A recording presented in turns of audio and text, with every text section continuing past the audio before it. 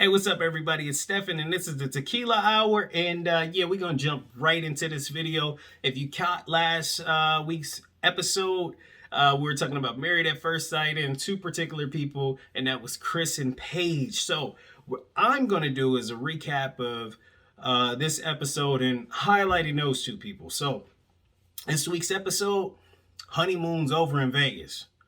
All that good, enjoying, partying, turning up is over. Everybody goes home and they go with their spouses and they get to learn each other and work on moving in.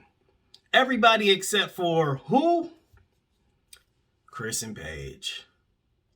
Well, Paige went home, but Chris decided to sit back and go to Chicago for a few days to sit back and reevaluate things in his life. And while he's in Chicago, he gives Paige a phone call and he advises her that, yeah, we're gonna have to get a divorce. Me and my, new baby mama or an ex-girlfriend are now working on things, and I think it'd be in our best interest to sit back and break this thing off with you so I can raise my kid.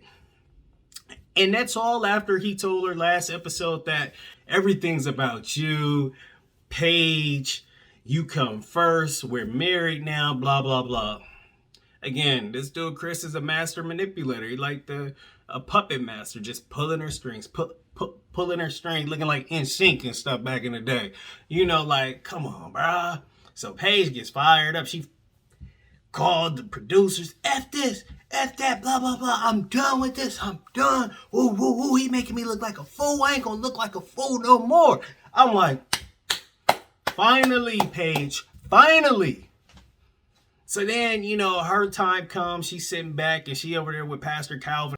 He come over, they chopping it up, and Chris is nowhere to be found. So they going over things. She like, yeah, I'm basically done. Like, he making me look like a fool. On top of that, he already said he wanted a divorce, this and that. Then here come Chris. I don't know how much time it elapsed, but here he come. Like even Pastor Calvin didn't even really embrace him like that. You know what I'm saying? Like usually he, what up, give people love. Chris was just like, what up, man? What up? And Paige sitting there, she was fired up, like giving him the side eye and stuff. And I'm like, oh yeah, she's standing her ground. She is done. She is done. Yes. And you would think I'm a female or something like that, just root for my girl. But like when you see somebody getting played like that, you like, come on, man, wisen up. Wisen up. So at some point in that episode, when they sitting on the couch, I don't recall if the pastor was gone or if he was still there, but he whispered something in her ear. I'm thinking he was gone already. And he whispered something in her ear, and Paige went from looking mean to, I'm like, come on, bro. Come on. Paige is like having that homegirl that keep doing that same dumb stuff, getting played by that same dude over and over, and your homies is telling you like, yo, bro, it's toxic. But you still keep on it's something about him. He's a manipulator. That's what's about him. Like, come on, man. All that stuff he put you through, breaking your heart, you cussing out producers, and he say, whisper in your ear, I'm distancing myself because I don't want to love you, or some foolish stuff like that. Come on, bro. That puts a smile on your face like, he is trying to let you down easy. He's playing you. He's playing into your emotions. He know how to sit back and work you, and you keep falling for it. And then the pastor hit her with something before Chris got there. He's like, yo, they were talking about her getting smashed or whatever. And then the pastor was like, okay, was it just that one time? And she was like, nah, I got smashed almost every day. And the pastor was like, but why? She was like, well, I don't know, this and that, looking goofy as I don't know what. So you just giving up the draws, knowing this dude not attracted to you, know nothing, but you just giving it up. He's smashing that big old fake cake, getting it in. And you over here looking goofy now. Then the pastor was like, yo, well, did you use protection? No. Bruh. And then she was like, well, I just had my cycle, so I'm not pregnant. So you just worried about being pregnant after you find out your husband, for one, doesn't like you.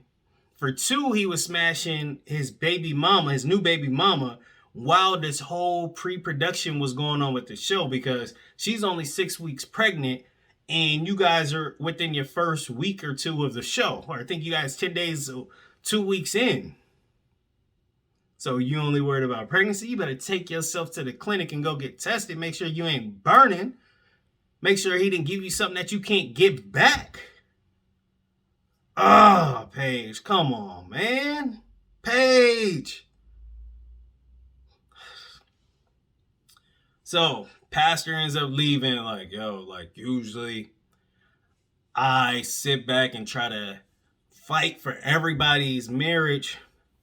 But he was like, this one now, it need to be over with. Like, it ain't no saving it. Everybody knows that except for one person. And that one person is Paige. Because Chris keeps on manipulating the situation and giving her some type of glimpse of hope that something may fruition. But Stevie Wonders, Ray Charles, they can see that game a mile away. They can. I think anybody sitting back tuning in can see that he is manipulating you over and over and over and over and over again. Shout out to Marshawn. But, you know, it is what it is. At one point, they left the room and he went downstairs to go get his luggage. And I was like, she better not be letting this fool move into this apartment. I know she's not about to do that. But nah, he just got his little luggage and he went to the car and she's sitting there looking. She went to the doorway and was just staring there like,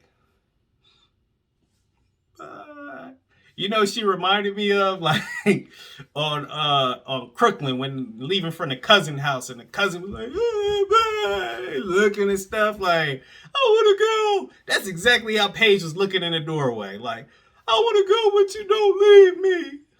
Paige. It's a lost cause.